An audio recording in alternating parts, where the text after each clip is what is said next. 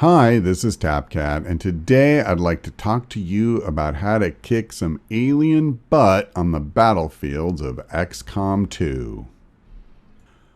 We obviously can't cover everything that could possibly happen on the battlefield in one short video, but my hope is that these 5 points will give you something to think about and act as kind of a basic primer to get you started. If you sit where you're at and shoot with each of your soldiers, I can pretty much guarantee you that combat is going to go very badly for you. They will be taking advantage of various cover bonuses, and your aim is just not going to be good enough to give you a good chance to hit. The single most obvious solution to that is to try and get around the cover to get what's called a flanking shot. Simply put, there is no cover between you and them. You'll most often be able to accomplish this using a ranger with the run and gun ability. However, if you look for opportunities, you can get it with other soldiers as well. In that vein, one thing that I highly recommend is do not cluster all of your soldiers tightly together. Spread out. Try and approach the enemy from different angles. This will significantly increase the chances of getting a flanking shot. It will also decrease the effectiveness of their explosives and any area attacks they may have. Also, look for opportunities to take advantage of the terrain in any way you can. If there are rooftops or any sort of platform you can climb, do it. You'll get an aim bonus because of that elevation relative to the enemy. Some maps have buildings. These are not just window dressing. You can open a door, go inside. You may find that from inside that building, you'll have an opportunity to take full cover where you otherwise couldn't have. You may get a better angle on enemies. So look at the map in its entirety. Don't get locked in on one plane or one angle of approach. As much as possible, try and look at the map as a whole and all of the possibilities that it offers. The guns that you're carrying will obviously be instrumental in bringing down your enemies on the battlefield, but just remember that's not all you have access to. Even in your very first mission, you'll have frag grenades, and I highly recommend using them.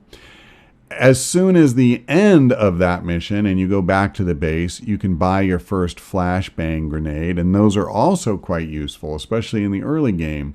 Beyond that, you have experimental ammunition and mimic beacons, battle scanners, all manner of things that you can bring with you on missions and will help you either kill them directly or control the situation so it doesn't spin out of control for you.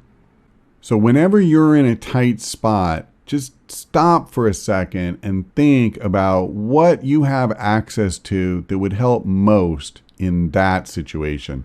Don't just start spraying bullets and use up your whole turn that way, when that may not necessarily be the thing that you need most.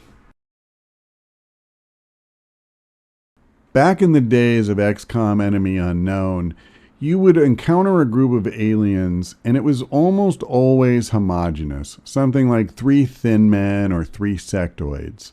And prioritizing which one to kill was easy, because essentially you would just go after whichever one you had the best shots at, try to kill it, and then move on to the next best. No one was any more or less dangerous than the other. But XCOM 2 is different. You'll come across a group, and it is much more likely to be diverse, and each alien has its own abilities and its own AI tendencies, and you cannot treat them as interchangeable. It's important to identify who is the immediate threat and prioritize killing that alien first. So for example, if there's a trooper, an officer, and a sectoid, it is the trooper who may look least dangerous to you because he's got the lowest health, but he is guaranteed to shoot at you when his turn comes. The sectoid, who has all these amazing powers, like he can mind control one of your troops, and he's got what feels like 1,000,000 health at the beginning of the game, he is the least likely to hurt any of your soldiers if he lives to his next turn. So you want to prioritize taking down the one who presents the immediate, the urgent threat. And that would be the trooper. And doubly so in this case because of the fact that taking him down actually makes the sectoid even less likely to attack you, because they love to raise fallen advent troops. Now this will happen many times throughout the game. There are enemies like the Archon, who's very impressive looking. He's very imposing. But if you leave him alone, he is most likely to invoke an ability that you can simply get out of the way of, and it will not hurt you in the slightest. So do not be fooled by surface appearances. Take your time, think about the true threat in every encounter, and take that out first. The sad truth is you won't be able to kill every alien the turn you encounter it, and they're going to get to take actions and attack you. In those circumstances, there are things you can do to control the situation. So for example, you can throw a mimic beacon, and that will force any alien that can see it to attack the beacon instead of one of your soldiers.